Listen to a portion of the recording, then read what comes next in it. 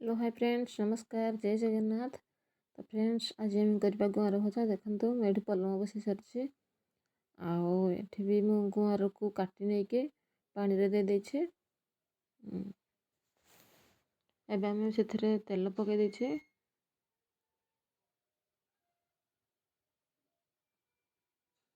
तापर आम जीरा पके दबा।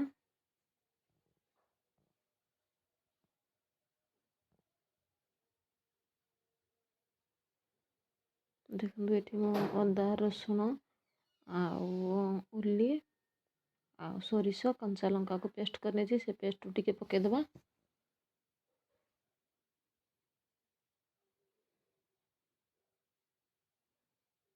देखो 2-3 चामच मैं पके देछे।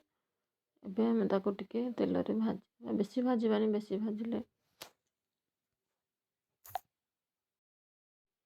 बेसी भाजिले आमर सोरिष पिता लगे। अल्प भाजवा, अल्प भाजी सारा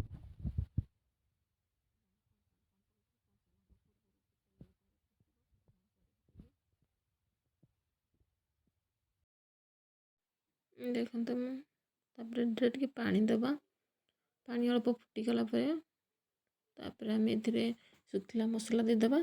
सुखला मसला दे सारापर आम गुआर को दबा।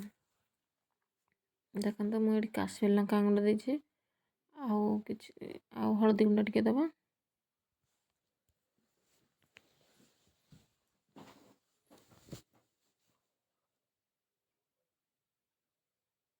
हाँ तापर आम टे फुटवा देदे। तापर आम गुआर को देदबा। देखो मुझे गुआर को केमती 2 साइड काटि नहीं। गुआर जदि आम भजा करवा गुआर को तो 2 साइड काटिदेवा। लंबा लंबा रखिले भल लगे। तरकारी पकेबा गुआर तो 2 फाड़ कले चलो, किंतु भजा लंबा लंबा कले भल लगे। देखो टे मसला गोले देवा भल भाव सब आड़े मिसीज।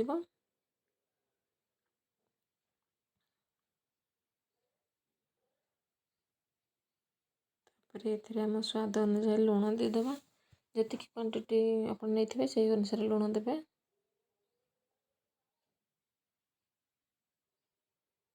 तो लुण को भी गोले देवा सब आड़े।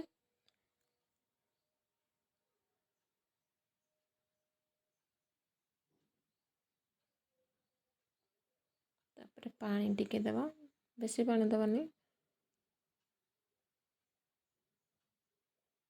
अल्प पानी दबा। पानी आमर जो मरीज आ गुआर सीझीज तो आम जाकि ओल्हेबा। एबे आम भजा को घोड़े नबा।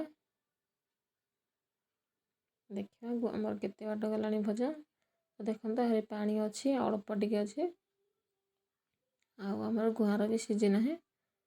तो आम आपको आउ टिके समय छाड़ीदबा।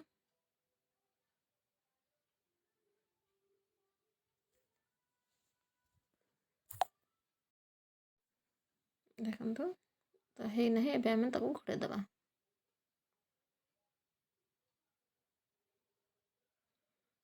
तो ये आम देखा आम भजा केते बाट गला। देखो फ्रेंड्स भजा आमर पूरा सुखी गला, पानी भी ना, बेसी पानी ना, आ पूरा है आसला। भजा को आम एमती कले बहुत भल लगे। बेसी फ्राए कले भल लगे गुआर। तो टिके पानी पानी तो नुह जमती जुकिया टाइप रे भल लगे। देखो अल्प अल्प टिके जमती पानी पड़ी जना पड़े अच्छे, किंतु पानी ना मोर भजा को एतिक भजा को फ्राए कले भल लगे। देखो अधिका फ्राए कले पिता लगे आ गुआर भी भल लगे। आमर है भजा। ए आम बंद करदे। भजा आमर ए रेडी हो गला फ्रेंड्स। तो आम भजा को आप खाईपर पखाड़ सहित, गरम भात सहित भी खाईपर। बंद कर थोड़ा ट्राई करेंगे निश्चित। तो वीडियो भल लगे लाइक करदे।